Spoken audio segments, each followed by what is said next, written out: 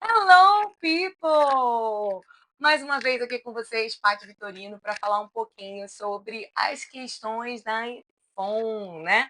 Quem ainda não sabe, né? Eu estou fazendo agora, de vez em quando, umas questõezinhas de iPhone para a gente poder ir tirando algumas dúvidas. Se você tem alguma questão que você quer saber, bota aí nos comentários qual questão você quer que eu faça para a gente poder discutir aqui um pouquinho e esmiuçar os detalhes com relação ao iPhone.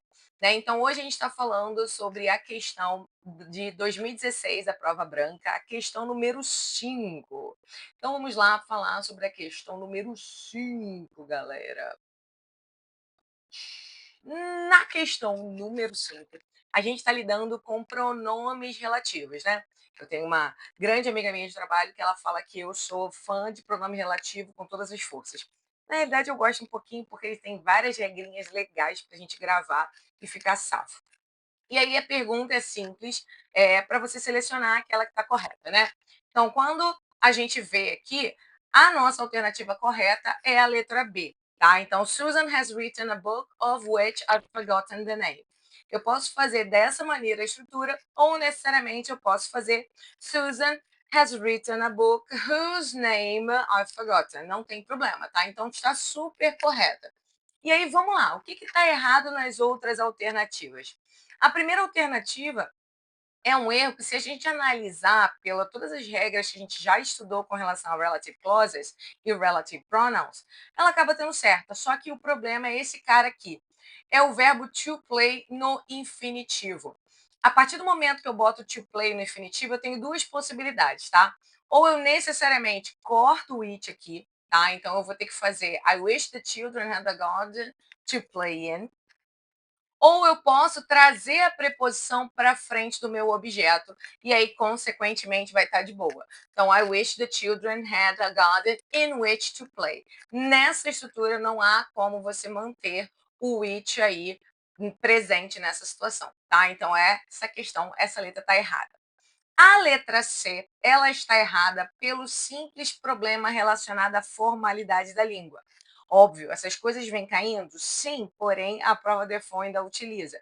Então, essa frase, na realidade, deveria ser, né, por causa desse I aí, eu deveria colocar for, it is I who am responsible, tá? Isso aí é uma chamada cleft sentence, que é uma frasinha que a gente coloca, eu esqueci o nome dela em português, só para a gente dar uma introdução no que você vai falar. Ao invés de eu falar eu sou responsável, eu vou falar sou eu que sou responsável. E aí, se eu fizer isso, a mesma coisa com o português, tá? Tem umas situações aí de regra com relação a que, quem. Na língua inglesa, por eu ter colocado o pronome sujeito, consequentemente, eu vou ter que acompanhar o verbo do pronome sujeito. O que eu poderia ter feito para colocar o is ali? Eu fazer it is me, aí eu abro a possibilidade para who e that. It is me who is, ou it is me that is, tá? Então, se tiver o I, obviamente, eu vou ter que usar o who e, consequentemente, eu vou ter que usar o am. Na letra D, eu tenho dois pronomes that aí. Só que um dos pronomes that, ele é da that clause. Ou seja, aquelas orações que precisam do that ou não, né? Que são meio que opcionais. Nesse caso, por exemplo, o primeiro that, ele é completamente opcional. Você pode ou não colocar. E aí, qual é a problemática quando a gente tem esse tipo de oração?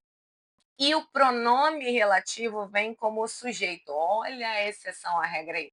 Coisas que só o iPhone faz por você. Nesse caso, obrigatoriamente, eu tenho que tirar o that. Por quê? Já está essa frasezinha no meio, né, ela está dando já implícita a ideia de que é a mulher que pode mostrar, poderia mostrar o escritório, tá? Então, a partir do momento que eu tenho essas orações, né, que são orações que precisam do that, né, e aí a gente tem vários tipos, a gente obrigatoriamente, na hora de fazer o uso do pronome relativo na segunda frase, se ele for o sujeito, eu vou ter que omitir. Então, a frase ficaria: This is the woman Bob said could show you the office, tá? Então, assim, grava essa exceção à regra, porque é exceção mesmo, né?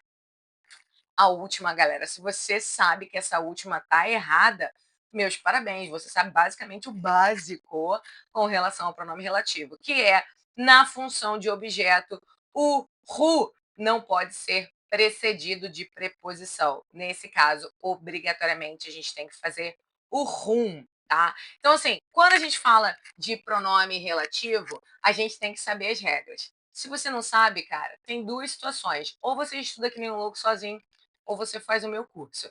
Se você quiser mais informações, é só perguntar aí, ou vai lá no Instagram, @pitos, que tem todas as informações que você precisa. Galera, thank you so very much for this. Bye, bye, bye, bye, and see you when I see you.